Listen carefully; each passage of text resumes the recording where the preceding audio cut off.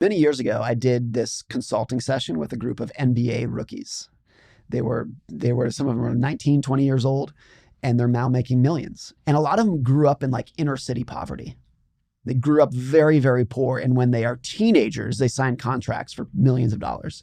It's like such a stark movement for them.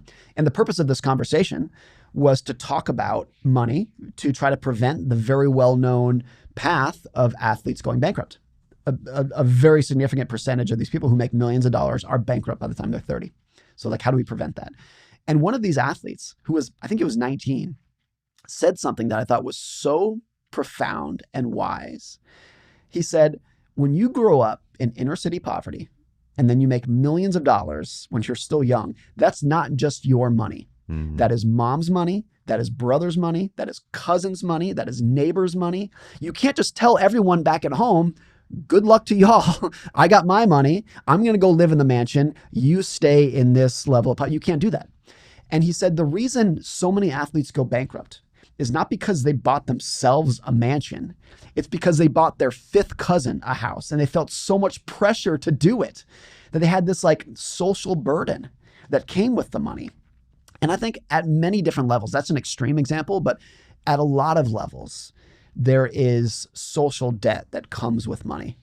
So if you, at every level of net worth, like if your net worth grows by $1, with that comes a couple pennies maybe of like social debt, where you are like incentivized or like pushed towards to increase your lifestyle or to take care of other people in ways that might be great, but might be a burden, might be a debt that comes with it.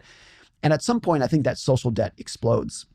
I mean, people who are worth, 50 or $100 billion, obviously there's not that many of them, but their social debt to use that money wisely and to donate that money wisely is off the charts. It's enormous, the pressure that they have to use that money well, to not end up like the Vanderbilts.